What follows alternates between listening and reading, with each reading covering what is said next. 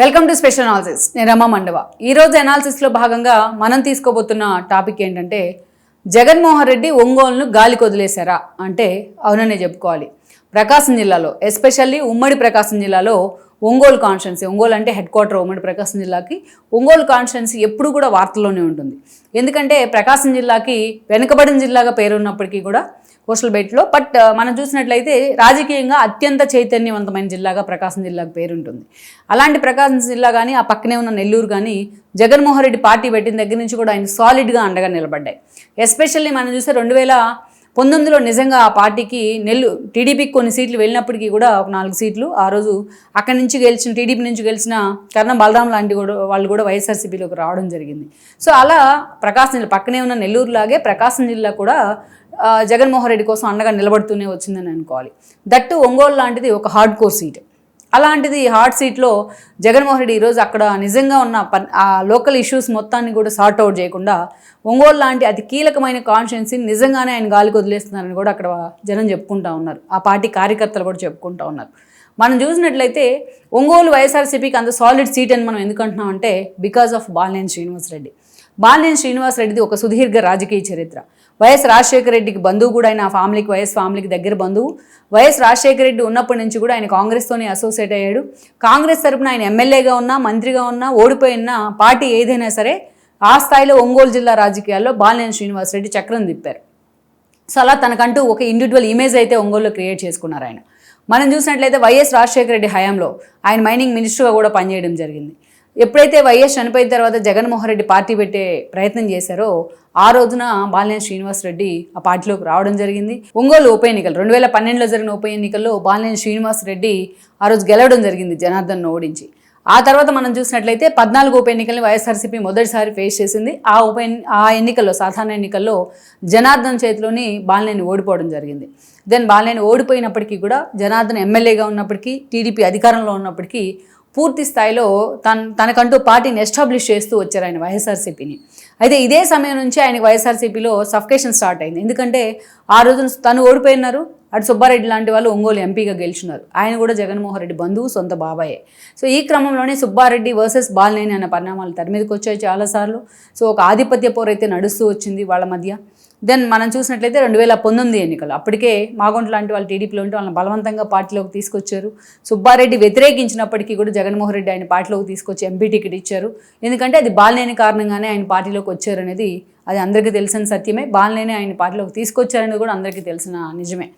Then అక్కడి నుంచి మనం చూస్తే సుబ్బారెడ్డికి అప్పుడు టికెట్ ఇవ్వలేదు, మాగొంటకి టికెట్ ఇస్తే ఆయన గెలవడం జరిగింది. ఒంగోలు ఎంపీగా, బాలినేని ఎమ్మెల్యేగా గెలిచారు. బాలినేని ఫస్ట్ క్యాబినెట్లోనే ఆయన మంత్రిగా తీసుకోవడం జరిగింది. అయితే మంత్రిగా తీసుకున్నప్పటి నుంచి కూడా చాలా విషయాలు, ఎందుకంటే సుబ్బారెడ్డి అప్పటికే టీటీడీ బోర్డు చైర్మన్ అయ్యి ఉన్నారు. అటు సుబ్బారెడ్డికి ఇటు సజ్జల లాంటి వాళ్ళకి మధ్య ఒక క్లోజ్ బాండింగ్ ఉండేది. అనేక రకాలుగా బాలినేని ఒక సఫికేషన్ క్రియేట్ చేశారు అక్కడ.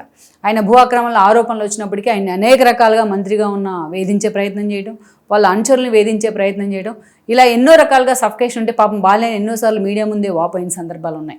ఓపెన్గా తనకు అనుకున్నదాన్ని చెప్పిన సందర్భాలు, ప్రభుత్వాన్ని ఇరకాటంలో పడేసిన సందర్భాలు కూడా ఉన్నాయి. సో ఇక అక్కడి నుంచి మనం చూసుకుంటే 2 సార్లు ఆయన కంటిన్యూ అయ్యారు టీటీడీ బోర్డు చైర్మన్గా సుబ్బారెడ్డి. ఇక ఎప్పుడైతే సెకండ్ ఎక్స్పాన్షన్లో భాగంగా బాలినేని తీసి జగన్మోహన్ రెడ్డి పక్కన పెట్టారు, ఆదిమూలం సురేష్ని కంటిన్యూ చేశారు. తన అనుచరుడైన ఆదిమూలం సురేష్ని ఎలా కంటిన్యూ చేస్తారు, తీస్తే ఇద్దరిని తీయండి లేకపోతే ఇద్దరిని ఉంచండి అని చెప్పి కూడా ఆయన రిక్వెస్ట్ చేసిన జగన్మోహన్ రెడ్డి పట్టించుకోలేదు. తన మంత్రి పదవి పోయినప్పటి నుంచి తన పర్సనల్గా ఆయన టార్గెట్ చేసే ప్రయత్నం చేశారు ప్రభుత్వం వైపు నుంచి జగన్మోహన్ రెడ్డి కోటరీ. నిజంగానే ఆయన సఫికేషన్ ఫీల్ అవుతూ వచ్చారు. ఈ క్రమంలోనే పవన్ కళ్యాణ్ మీద పొగడ్తలు కురిపించారు. అదేవిధంగా కేసీఆర్ ఓటమి మీద సెటైర్లు వేశారు. చంద్రబాబు అరెస్టును ఖండించారు. ఇలా అనేక రకాలుగా జగన్మోహన్ రెడ్డి చేస్తున్న తప్పులను ఎప్పటికప్పుడు బయటకు మాట్లాడుతూ ఎప్పుడు కూడా వార్తలో ఉన్నారు ఆయన. అప్పటి నుంచి ఆయనకి పవన్ కళ్యాణ్తో సన్నిహిత సంబంధాలు ఉన్నాయి. ఆ స్థాయిలో రెడ్ కార్పెట్ వేసే అవకాశం ఉన్నా ఎన్నికలకు ముందు మాత్రం వెళ్ళలేదు ఆయన. నిజంగా ఎన్నికలకు ముందు బాలినేనికి ఎదురైన సఫికేషన్కి ఆయన పార్టీ నుంచి వీడిపోవాల్సిందే. ఎందుకంటే ఆ రోజు మనం చూసినట్లయితే బాలినేని ఒంగోలు టికెట్ మాగుంట వెళ్ళిపోతూ ఉంటే టీడీపీకి లాస్ట్ మీట్ వరకు ఆయన ఫైట్ చేశారు, మాగుంటను వెళ్ళనివ్వద్దు అని చెప్పేసి. కానీ ఆయన గోడు వినిపించుకున్న నాదుడే లేడు, ఆయన వెళ్ళిపోవడం జరిగింది. ఎందుకంటే రాఘవరెడ్డి మద్యం మాఫియాలో రాఘవరెడ్డి అరెస్ట్ తర్వాత ఎక్కడ కూడా మాగుంట ఫ్యామిలీని జగన్మోహన్ రెడ్డి పట్టించుకున్న పరిస్థితి లేదు. బట్ టీడీపీలోకి వెళ్ళిపోయారు ఆయన ఫ్లెక్సిబుల్గా. బట్ లాస్ట్ మినిట్ వరకు కూడా బాలినేని ఫైట్ చేసినా జగన్మోహన్ రెడ్డి పట్టించుకోలేదు.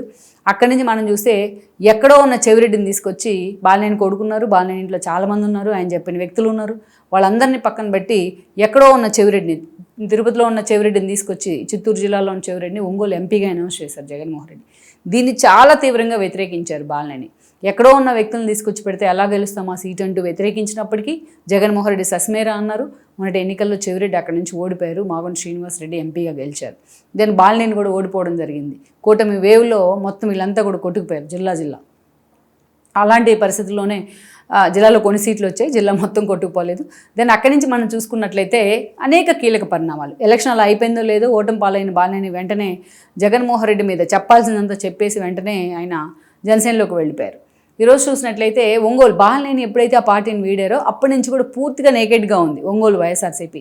ఇటు సుబ్బారెడ్డి లాంటి వాళ్ళు కూడా ఈరోజు రాజ్యసభ తీసుకున్నారు, కానీ ఆయన అంతలా ఒంగోలు మీద ఫోకస్ పెడుతున్న పరిస్థితి అయితే లేదు. ఇక చెవిరెడ్డి లాంటి వాళ్ళు పూర్తిగా తన కొడుకు భవిష్యత్తు మీదో లేకపోతే తిరుపతికో చంద్రగిరికో ఆయన పరిమితం అవుతున్నారు, కానీ ఒంగోలు వచ్చి అంత సీరియస్గా యాక్టివిటీలో ఆయన నిమగ్నం అవుతున్న పరిస్థితి లేదు. దట్ ఆయన ఒంగోలు ఎమ్మెల్యే సమన్వయకర్త కాదు, ఎమ్మెల్యే ఇన్ఛార్జ్ కాదు, ఆయన అదే అభ్యర్థి ఇన్ఛార్జ్ కాదు ఎమ్మెల్యే కాన్స్టిట్యున్సీకి, బట్ ఆయన ఎంపీ అభ్యర్థి. మొన్నటి ఎన్నికల్లో ఓడిపోయారు కూడా.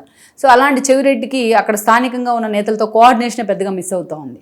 ఈ సిచ్యువేషన్లో సరిగ్గా సాలిడ్గా అక్కడ ఒక నేత లేకుండా పోయారు వైఎస్ఆర్సీపీకి. ఎందుకంటే జగన్ మొన్నటి ఎన్నికల్లో పోటీ చేసిన సుధాకర్ బాబు లాంటి వాళ్ళకి మళ్ళీ టికెట్ ఇవ్వలేదు.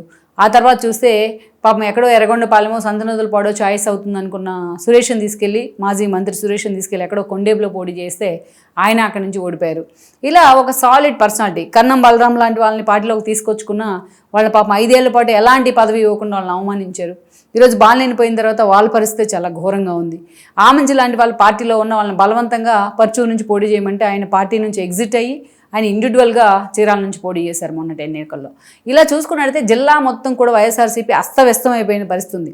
దగ్గుబాటుని తీసుకొచ్చి 19 ఎన్నికల్లో టికెట్ ఇస్తే ఆయన ఓడిపోయారు. ఆ తర్వాత ఇన్యాక్టివ్ అయ్యారు, వైఎస్ఆర్సీపీకి రాజీనామా చేశారు, రాజకీయ సన్యాసం తీసుకున్నారు. అసలు పర్చూరులో అలాంటి జగన్మోహన్ రెడ్డికి ఆ పరిస్థితి కనిపించట్లేదు. ఇలా అసలు ఉమ్మడి ప్రకాశం జిల్లా మొత్తం కూడా వైఎస్ఆర్సీపీ అస్తవ్యస్తంగా ఉంది. ఎస్పెషల్లీ ఒంగోలు లాంటి ఒక సాలిడ్ సీట్లో ఈరోజు జనార్దన్ గెలిచారు మొన్నటి ఎన్నికల్లో. పూర్తి స్థాయిలో ఆయన డెవలప్మెంట్ యాక్టివిటీ మీద ఫోకస్ పెట్టి వెళ్ళే ప్రయత్నం చేస్తూ ఉంటే ఇటు బాలినేని కూడా తన స్థానాన్ని సుస్థిరం చేసుకుంటా ఉన్నారు జనసేనలో. రేపు 2024కి ఎలాంటి పరిస్థితి వస్తుంది, బాలినేనికి ఎలాంటి ఆప్షన్ ఉంటుంది అనేది మనం పక్కన పెడితే, బట్ వైఎస్ఆర్సీపీ కోసం వాయిస్ వినిపించే ఒక నేత కానీ వైఎస్ఆర్సీపీ తరపున అక్కడ మాట్లాడే నేత కానీ కరువు అయ్యారు. సో ఒంగోలు మొత్తానికైతే జగన్మోహన్ రెడ్డి గాలికి వదిలేశారన్న చర్చ అయితే అక్కడ హాట్ టాపిక్ అవుతోంది. లెట్స్ సీ మరి ఈ విషయంలో జగన్మోహన్ రెడ్డి ఎలాంటి నిర్ణయం తీసుకుంటారు, ఎవరిని తీసుకొచ్చి అక్కడ ప్లాన్ చేసే ప్రయత్నం చేస్తారనేది మనం చూడాల్సింది. ఈ వీడియో మీకు నచ్చినట్లయితే please share, like and subscribe R24 Telugu.